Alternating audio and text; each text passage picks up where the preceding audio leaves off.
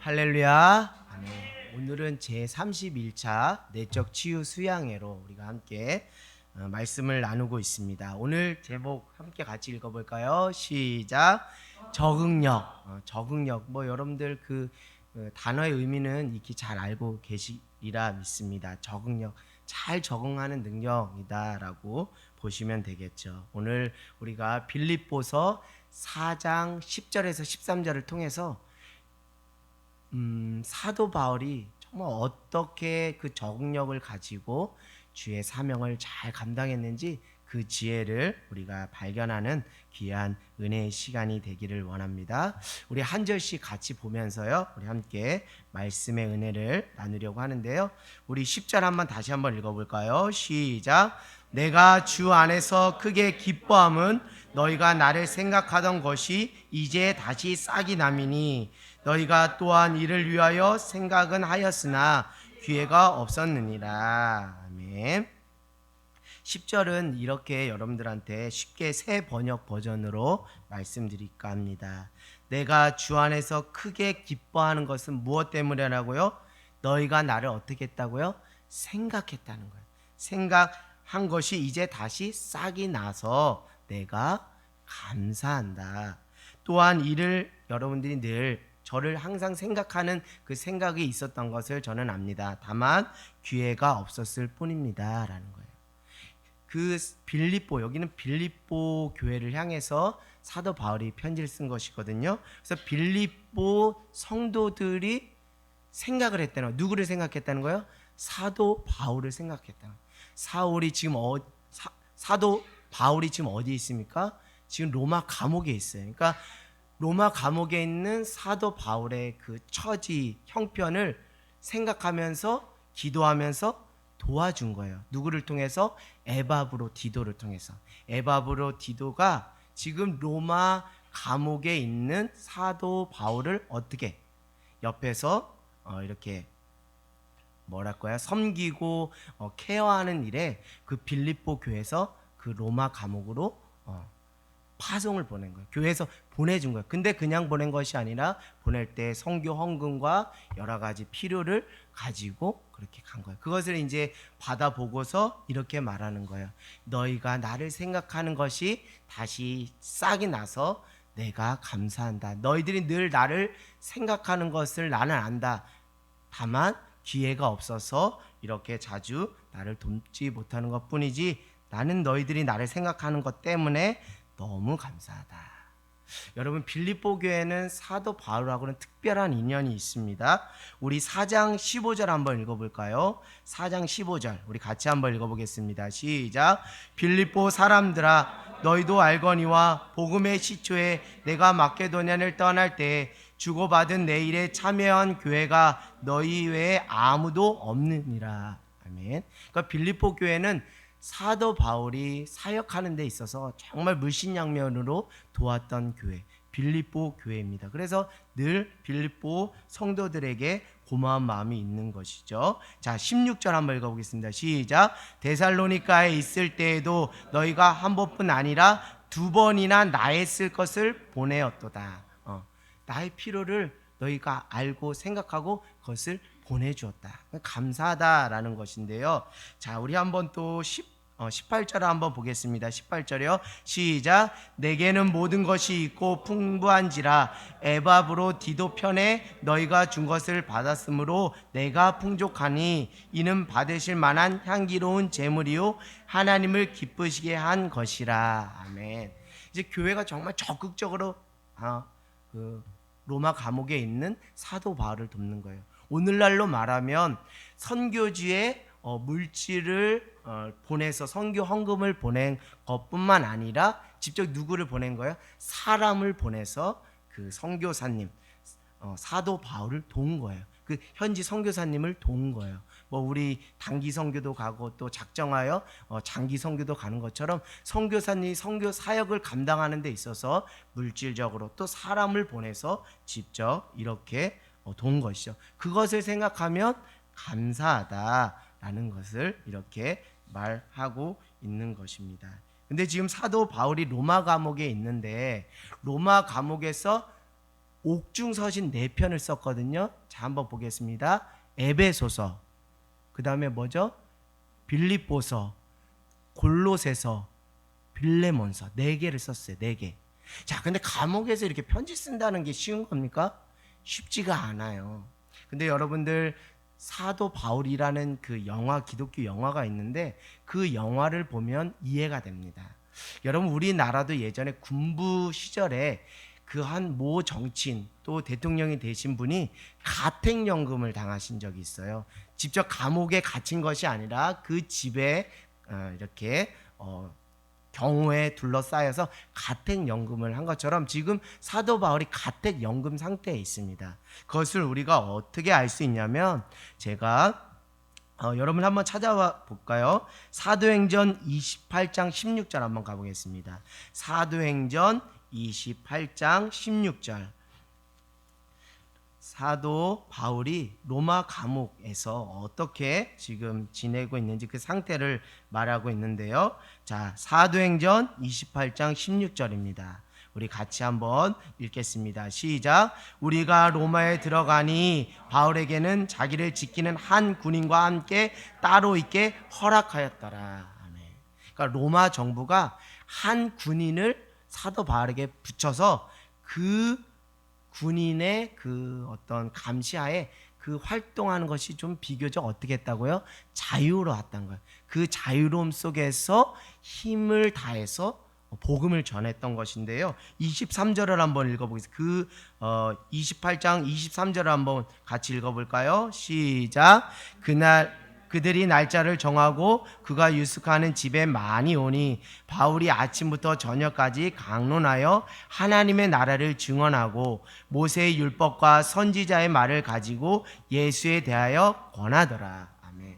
그러니까 일반적인 감옥이면 사람들이 드나들 수 없는데 지금 가택연금으로 비교적 자유롭기 때문에 사도 바울을 만나고자 하는 그 제자들이 와서, 수많은 사람들이 와서 그 제자들 앞에서 하나님의 나라를 전파하고 강론을 했다는 거예요. 자, 그러다가 우리 30절 31절 한번 보겠습니다. 시작.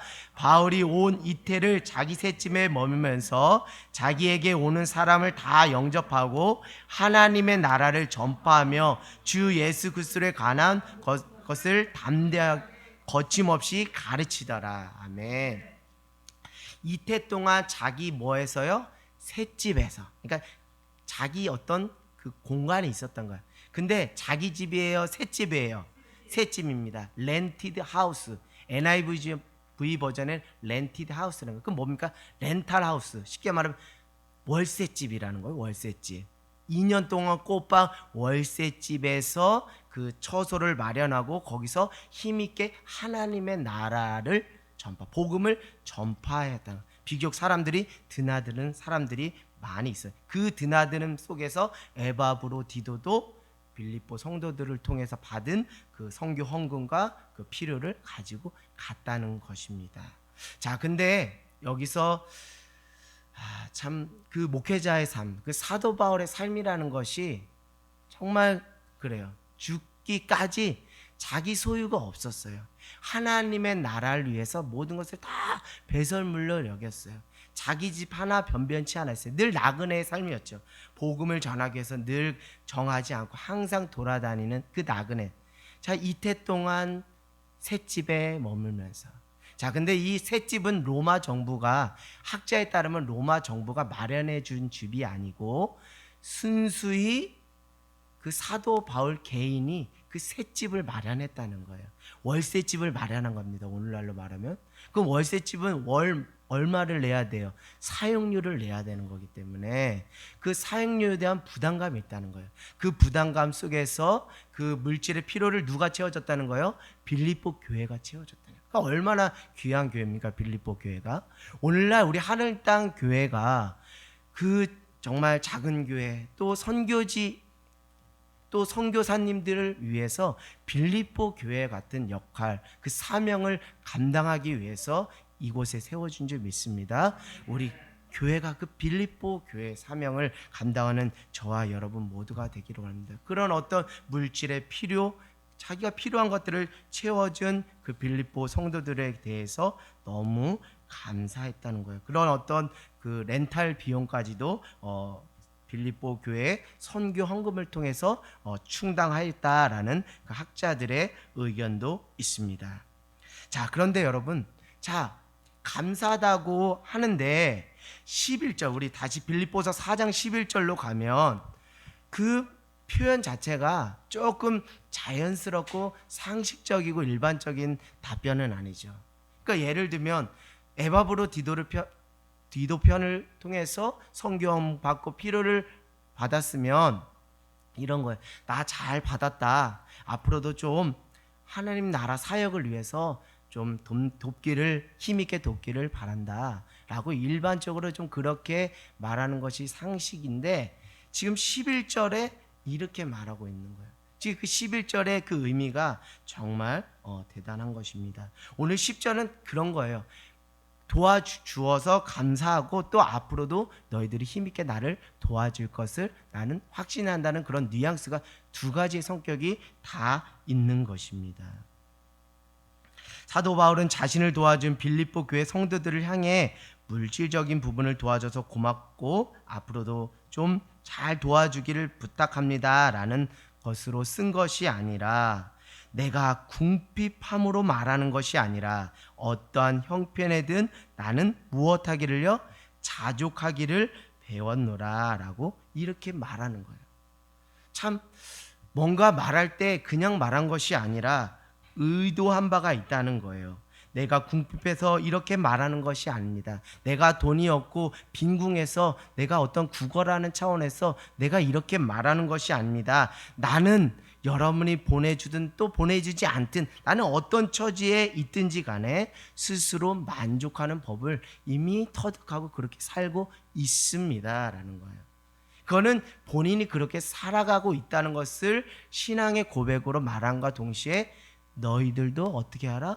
그렇게 어떤 상황에 처하든지 스스로 만족, 스스로 자족하는 법을 터득하며 살았으면 좋겠다라는 것을 말하는 거예요. 그것을 모범적으로 자신이 먼저 살고 있다라는 것을 이렇게 말하고 있는 것입니다.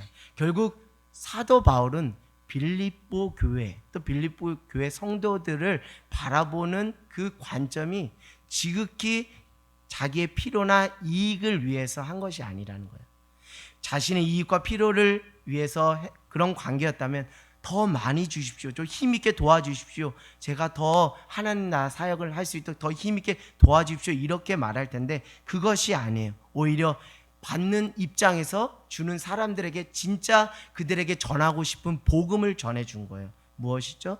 여러분이 어떤 상황에 처하든지 간에 스스로 만족, 자족하는 그런 삶을 살았으면 좋겠습니다. 나는 그 삶을, 그 비결을 이미 깨달았습니다 라는 거예요.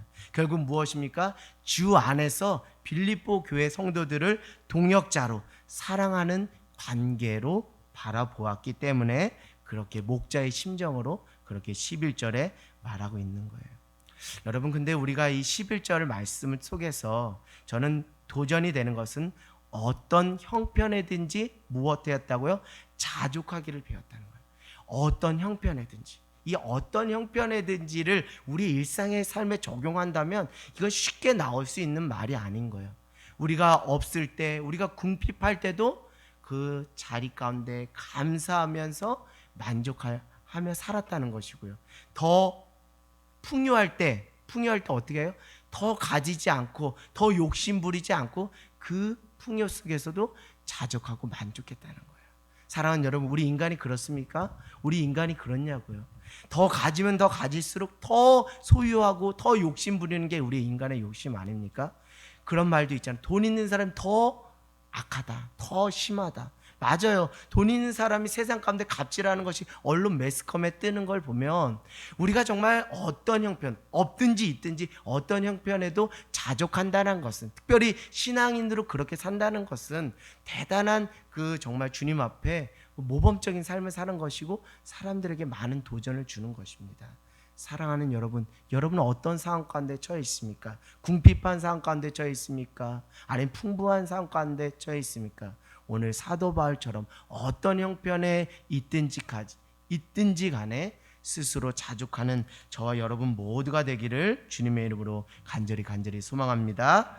자, 우리 12절 한번 읽어볼까요? 자, 12절. 자, 시작. 나는 비천에 처할 줄도 알고 풍부에 처할 줄도 알아. 모든 일 곧 배부름과 배고픔과 풍부와 궁핍에도 처할 줄 아는 일체의 비결을 배웠노라. 아멘. 사도 바울이 11절을 통해서 어떤 형편에든지 자족하기를 나는 배웠다라고 말했는데요. 그거를 이제 구체적으로 12절에 좀 더 구체적으로 제시하는 거예요. 어떤 상황 가운데 비천에 처하면 비천에 처하는 대로 나는 그 속에서 자족하며 살았다. 풍부하면 풍부한 대로 나는 그 속에서 자족하며 살았다. 여러분, 근데 실제 사도 바울의 삶이라는 것이 풍부한 삶이 있었습니까? 그렇지 않았어요. 예수 믿기 전에는 좋은 가문입니다. 정말 풍부한 삶을 살았어요. 그러나 예수 믿고 나서는 정말 형편없는 삶을 살았어요. 배고픔과 또 헐벗음과 또 매맞음과 또 능욕과 또 멸시와 무시를 당했던 거예요. 그럼에도 불구하고 사도 바울은 어떤 것도 얘기해요? 나는 배불러도 봤다, 이런 말을 하는 거예요.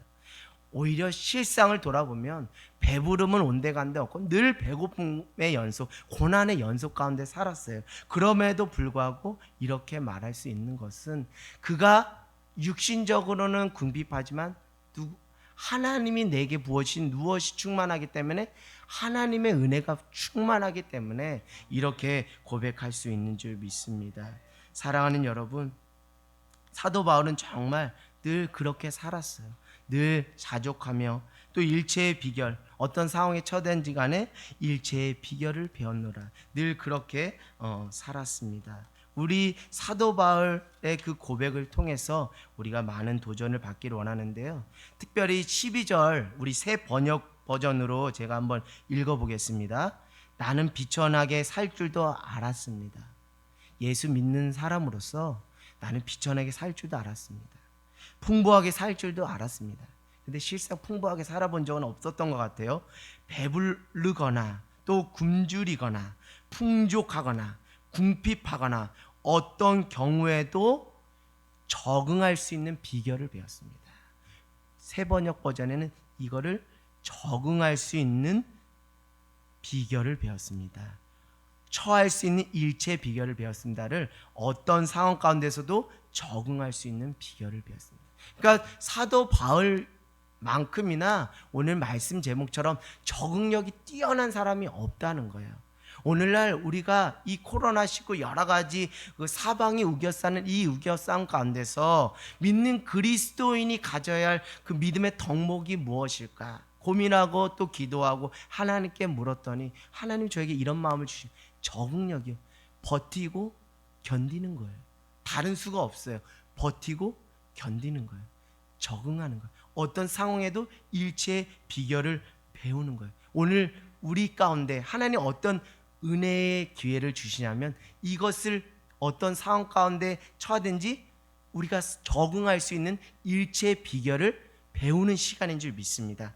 코로나가 왔든지 간에 코로나가 안 왔든지 간에 수해가 왔든지 간에 수해가 안 왔든지 간에 우리 집안 형편이 좋든지 간에 안 좋든지 간에 우리는 주님 안에서 어떤 상황에도 적응할 수 있는 비결을 배울 수 있는 기회를 하나님께서 은혜 가운데 우리에게 허락해 주신 줄 믿습니다. 그 비결을 배우는 저와 여러분 모두가 되기를 원합니다. 그 비결을 배워서 마지막 때 믿음 안에서 하나님의 그 약속의 면류관, 생명의 면류관을 받는 저와 여러분 모두가 되기를 원합니다.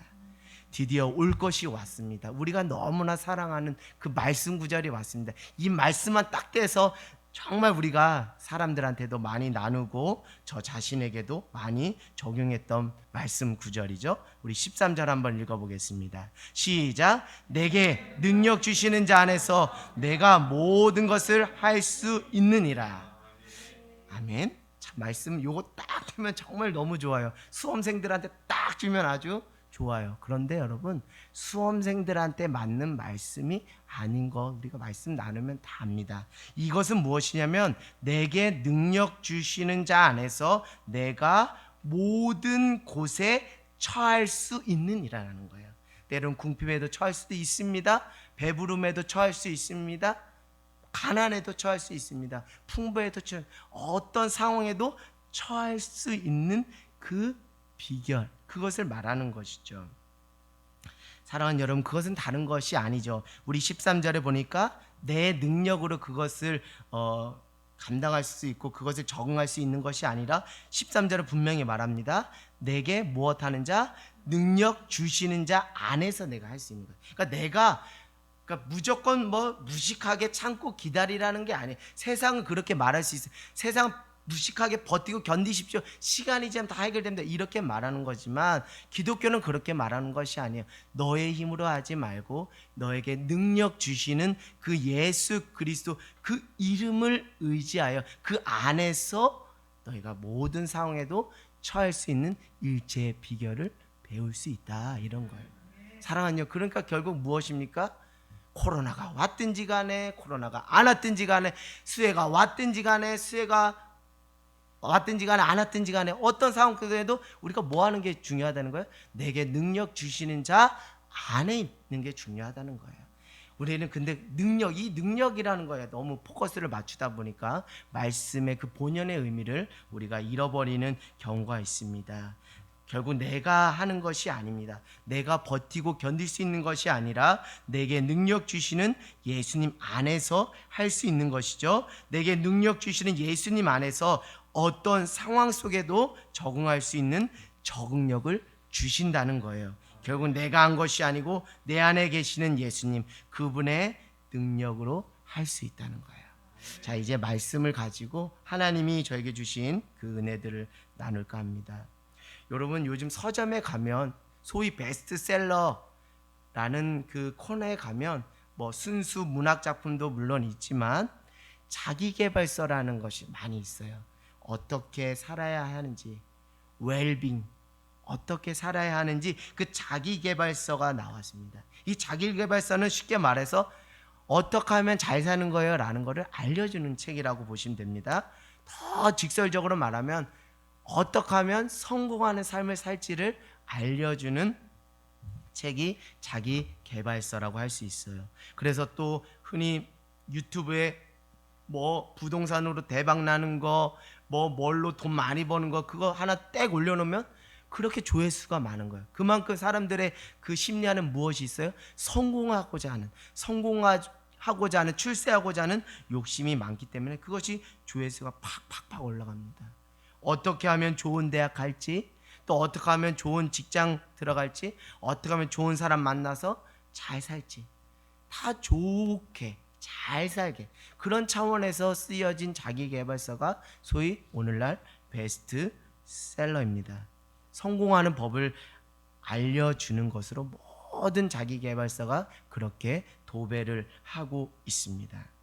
어른들이 아이들한테 조언하고 충고하는 것조차도 다 그런 것이에요. 다 깊은 기저로 가면 너 어떻게 해야 잘 살고 너 어떻게 해야 성공하는 것이다 라고 알려주는 것, 그것이라고 해도 저는 무방하다라고 말씀드릴 수 있어요. 너 어떻게 하면 좋은 등급 받고, 너 어떻게 하면 좋은 대학 가고, 너 어떻게 하면 면접 잘 보고, 너 어떻게 하면 자기소개서 잘 써서 어떻게 하면 너 좋은 직장 가는지 등등. 자, 우리가 누군가에게 생각해서 말해주는 그것조차도 대부분 잘 되라는 거예요. 잘해서 성공하라는 거예요. 믿음 있는 그리스도인조차도 대부분 신앙 안에서 권면하고 조언한다는 그것조차도 깊은 기저로 돌아가면 대놓고는 아니지만 어떻게 해야 너가 성공하고 잘 사는지를 얘기하는 것 같아요. 여러분, 인생이라는 것이 꼭 실패와 성공, 이 두 가지 잣대로 볼 수가 없는 거예요. 우리가 세상을 바라보는 관점이 성공과 실패라는 관점으로 볼 수가 없습니다. 왜냐하면 하나님은 모든 것이 합력하여 선이 되게 하신다는 거예요. 여러분, 그런 경험 하셨는지 몰라요. 오히려 성공이 세상적으로 성공했는데 그게 나에게 무엇이에요? 독이 돼서 하나님을 멀리하고 떠나는 경우도 있고, 오히려 그 실패의 자리 속에서 하나님을 철저하게 의지함으로 더욱 신앙 안에서 하나님 앞에서 신실하게 세워지는 것을 보면 실패가 오히려 성공의 지름길이 될 수도 있고 성공이 오히려 독이 돼서 인생을 나락으로 만들기도 합니다. 그렇기 때문에 인생을 바라보는 관점이 성공과 실패라는 두 가지 관점으로 바라볼 수 없다라는 것이죠. 사랑하는 여러분, 이 시대 가운데 참 스승이 없다라고 많은 사람들이 탄식을 합니다. 여러분, 참 스승은 무엇입니까? 저는 오늘 사도 바울 선생이 이 시대 가운데 참 스승이며 성경에 기록된 사도 바울이 우리가 지금 그토록 따라가야 될 정말 영적 멘토이며 참 스승이라고 봅니다. 사도 바울이 오늘 성경에서 우리에게 말하는 것은 너희가 어떻게 하면 잘 살고 너희가 어떻게 하면 성공하고 너희가 어떻게 하면 출세하는 그거를 말한 게 아니에요. 성경은 그런 걸 말하는 자기계발서가 아닙니다. 그런데 우리의 인간의 욕심이 그 성경을 자칫 오용해서 그 빌립보서 4장 13절을 내게 능력 주신 자 안에서 내가 모든 것을 할 수 있다. 이거는 그런 의미가 아닙니다. 모든 것을 할 수 있다는 그런 의미가 아닙니다. 모든 곳에 처할 수 있다라는 것, 어떤 상황 가운데도 처할 수 있는 일체 비결, 그 적응력을 우리에게 주셨다는 거예요. 누구 안에 있을 때, 내게 능력 주신 자, 그 주님 안에 있을 때요. 사랑하는 여러분, 참 스승은 그렇게 말하는 것이 아닙니다. 성공만 말하는 게 아니에요. 너의 인생의 실패와 좌절감이 왔을 때, 너가 넘어졌을 때, 그런 상황에 처해졌을 때 너가 어떻게 일어설 수 있는지, 그 상황 속에서도 어떻게 적응하며 살아갈 수 있는지 그 일체의 비결, 그 지혜를 알려주는 사람이 참된 스승이고요, 그것을 말하는 책이 바로 성경책인 줄 믿습니다. 그런데 흔히 오늘날에는 무조건 성공하는 것, 무조건 잘 되는 것, 자녀에게도 또 소위 다 그런 거예요. 그러니까 막상 아이들이 실패의 그 경험 속에서 어떻게 할지를 모르고 극단적인 선택을 하는 경우가 있습니다. 사랑하는 여러분, 여러분이 정말 그 다음 세대, 정말 한 영혼을 사랑한다면 예수 믿어서 잘 된다 그것만 말하지 마십시오. 물론 예수 믿고 잘 되는 은혜의 축복도 있지만 그것이 신앙의 전부는 아닙니다. 오늘 성경은 우리에게 말하고 있습니다. 너가 비록 예수를 믿음으로 말미암아 고난과 역경이 찾아올지라도 내게 능력 주시는 자, 주 예수 안에 있으면 너가 어떤 상황 속에서도 자족할 수 있는 일체의 비결을 배울 수 있다. 나는 다른 거 거두절미하고 내게 능력 주시는 자, 그 예수님, 그 능력의 이름, 생명의 이름, 너희가 어떤 상황 가운데도 그 적응하며 살아갈 수 있는 그 생명의 이름, 그 예수님 나는 너에게 전하고 싶다. 이것이 복음이라고 저는 믿습니다. 사랑하는 여러분, 여러분이 참 스승이 되어 주십시오. 여러분이 참 리더가 되어 주십시오. 예수님을 이용하여 여러분은 어떻게 하면 성공합니다라는 것을 말하는 것이 아니라 예수님을 믿다가 혹여나 실패와 좌절과 낙담 속에 있다 할지라도 그 예수님을 끝까지 붙잡으십시오. In Jesus, 예수 안에 있으십시오. 그러면 시간이 지나면 하나님, 그 예수님께서 여러분에게 능력을 주셔서 그것을 다 이기고 견딜 수 있도록 해 주십니다. 왜 이걸 얘기를 안 하는지 너무나 안타까운 거예요. 저조차도 하나님 앞에 회개가 되는 것은 강단에서 이거를 말하지 못했다는 거예요. 저는 어떤 친구들이 저에게 이런 기도 부탁을 합니다. 목사님, 제가 이번에 무엇 시험을 보는데 제발 합격할 수 있게 도와주세요. 목사님, 제가 이번에 뭐 하는데 꼭 취업하게 해주세요. 목사님, 제가 이것 하는데 꼭 시험 자격증 취득하게 해주세요. 저는 예전에는 이 기도 제목을 받으면 신나서 그래, 내가 기도할게, 내게 능력 주신 자에서 내가 모든 것을 할 수 있으니까 힘내, 이렇게 말했어요. 저는 그 기도를 받으면 두렵습니다. 왜요? 왜 두려운지 아세요? 혹여나 그 친구가 예상했던 결과를 경험하지 못해서 혹여나 시험 가운데 좌절하고 낙담할 수 있으니까 저는 오히려 솔직하게 이렇게 해줬으면 좋겠다는 생각이 들어요. 얘야, 나는 너를 위해서 기도한다. 내가 좋은 결과가 있기를 기도한다. 다만 혹 너가 예상하는 기대가 있지 않더라도 그 자리 속에서 스스로 자족했으면 좋겠다. 이게 제가 정확하게 그 아이에게, 그 사람들에게, 중보기도 부탁한 사람들에게 해야 될 목회적인 양심이다라고 저는 봅니다. 사랑하는 여러분, 다음 세대 우리 친구들 앞으로 살아가면서 여러분의 인생이 탄탄대로만 있는 것이 아닙니다. 쓰라는 실패 경험이 있습니다. 그 실패의 경험 속에서도 스스로 자족하는 일체의 비결을 배우는 저와 여러분 모두가 되기를 원합니다. 그것이 오늘 제가 여러분에게 말씀드린 말씀의 제목, 그 적응력이에요.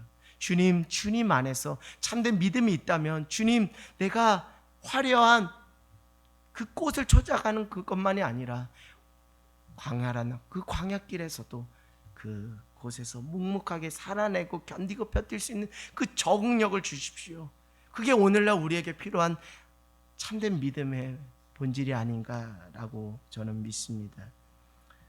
사랑하는 여러분, 오늘 주님께서 우리에게 원하시고 뜻하시는 것이 무엇인지 말씀하고 있습니다. 얘들아, 세상을 살다 보면 때로는 넘어질 때가 있거든. 그러나 그때 이것만은 절대 잊지 않기를 바란다. 그때 너의 손을 잡아 일으켜 주실 분은 바로 예수님이야. 어떤 상황 속에서도 예수님 안에 거하며 살거라. 이게 제가 애들한테 해줄 수 있는 그 기도예요. 너희들 잘 되고 너희들 출세하고 너희 성공해라. 뭐 이것도 물론 좋지만 이것만이 인생의 전부가 아니라는 것을 짧은 인생의 연수에서 이미 깨달아 버렸기 때문입니다. 얘들아, 결국 내 능력으로 사는 인생이 아니야. 내게 능력 주시는 그 주님 안에 살아가는 인생이 최후 승리를 거두는 인생이 된단다.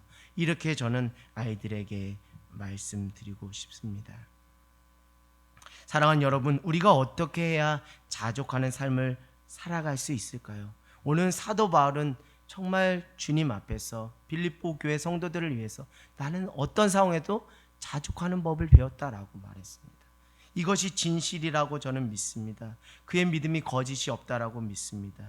근데 왜 이렇게 할 수 있는 영적인 비결은 무엇이냐? 그 안에 가장 소중한 것을 소유하고 있기 때문이에요. 가장 소중한 것을, 가장 가치 있는 것을, 가장 최고의 것을 소유하고 있기 때문에 그 가장 소중한 것에 비하면 그 주변적인 것, 부차적인 것이 없다 하더라도 우리는 실망하지 않습니다. 왜요? 내 안에 가장 소중한 것이 내 안에 이미 소유되어 있기 때문이에요. 내 안에 가장 소중한 그것이 무엇입니까?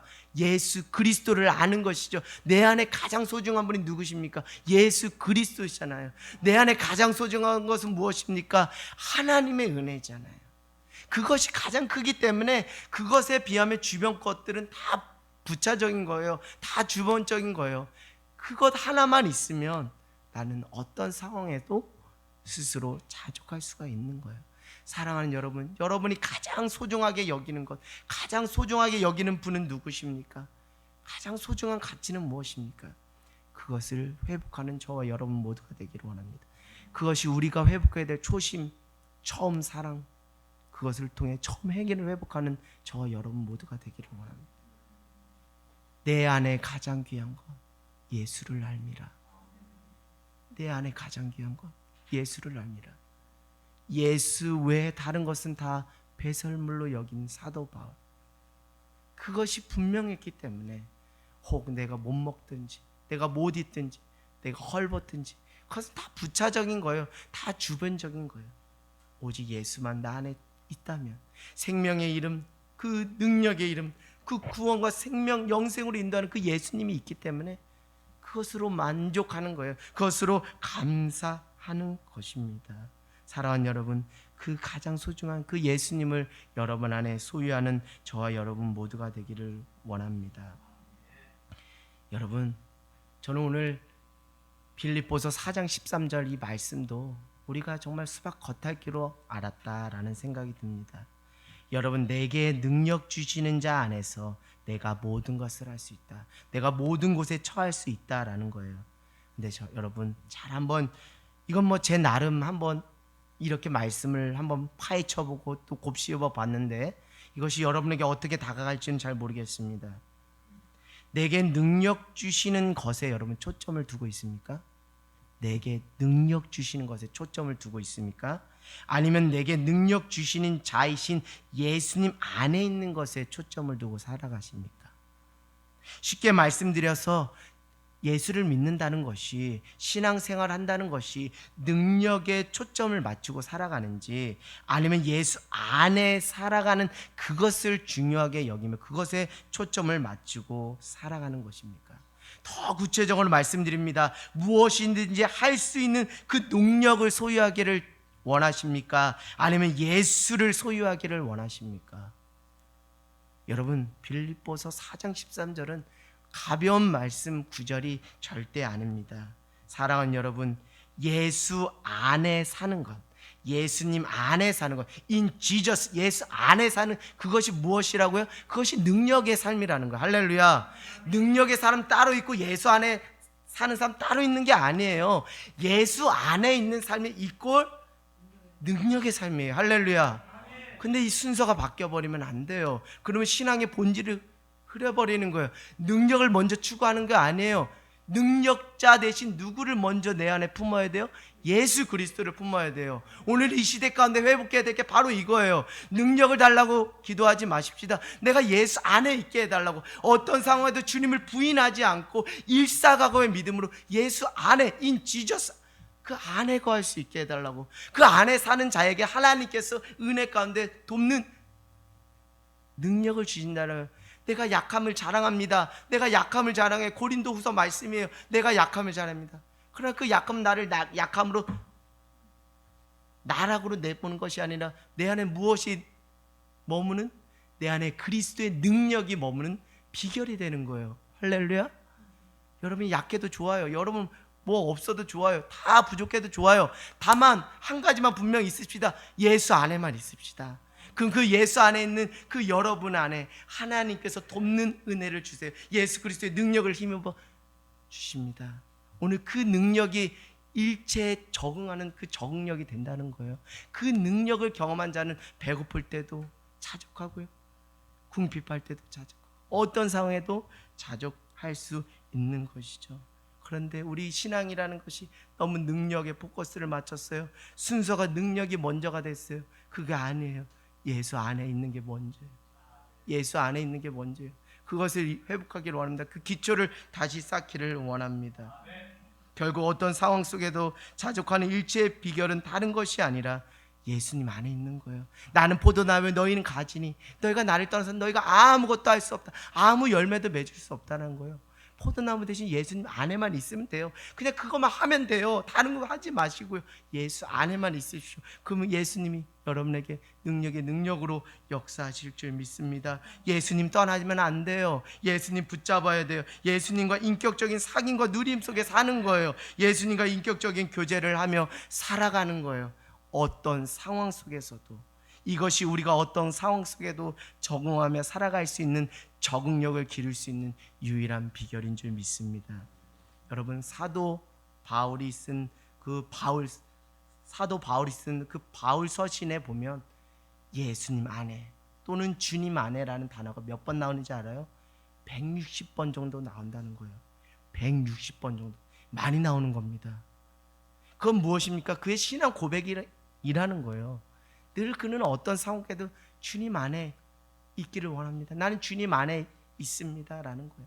그가 어떤 상황 가운데 모진 고난과 비교, 순교의 자리에서까지도 그 사명을 감당할 수 있었던 거예요. 그 신앙의 고백이 무엇이라고? 나는 주님 안에 있습니다.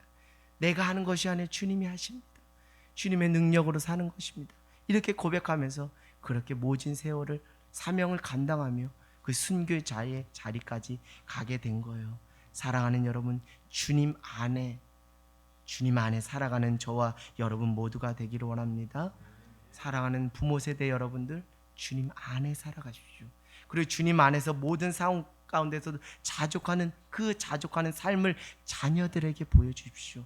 그것이 큰 도전과 울림이 되어서 우리 자녀 세대들도 어떤 상황 가운데 내가 혹시 세상적으로 성공했든지 또는 실패했을지 간에 그것에 좌고우면하는 것이 아니라 어떤 상황 가운데서도 예수 안에 살아가야지, 그것이 신앙의 참길이지라고 깨닫게 되는 그런 은혜가 여러분을 통해서 일어나기를 주님의 이름으로 간절히 소망합니다. 사랑하는 여러분, 저는 요즘 하나님께서 거창한 말잔치나 어떤 거창한 성을 쌓는 그런 식의 설교를 저에게 허락하지 않더라고요. 그냥 투박하고 단순하고 명료하고 이미 여러분이 익히 잘 알아서 또 들어서 그것이 잔소리로 들릴지 몰라도 그것이 우리가 놓쳤던 그 기본이고 그 기초이기 때문에 그걸 다시 회복해야 돼요. 예수 안에 사는 삶. 우리의 하루의 삶을 돌아봅시다. 내가 과연 예수 안에 있었는가? 내가 예수 안에서 생각하고 예수 안에서 말하고 예수 안에서 행하고 예수 안에서 봉사하고 예수 안에서 무엇을 했는가? 여러분, 우리 일평생선 예수 안에 삽시다. 예수 안에 살 때 그 인생 비록 고난과 핍박이 있을지라도 그 자리를 잘 버티고 적응력을 가지고 견디면 하나님이 약속하신 생명의 면류관을 여러분에게 허락해 주실 줄 믿습니다. 다시 무너진 기초를 세웁시다. 저부터 세우겠습니다. 여러분 같이 세우는 놀라운 은혜가 있기를 원합니다. 그것은 다른 것이 아니에요. 예수 안에 거하는 것입니다. 그분 안에 거할 때 우리는 어떤 상황 속에서도 자족하며 살아낼 수 있는, 견뎌낼 수 있는 그 적응력을 하나님께서 우리에게 허락해 주실 줄 믿습니다. 그 적응력으로 말미암아 여러분을 하나님께서 그 구원의 길로 인도하는 놀라운 역사가 있게 될 줄 믿습니다.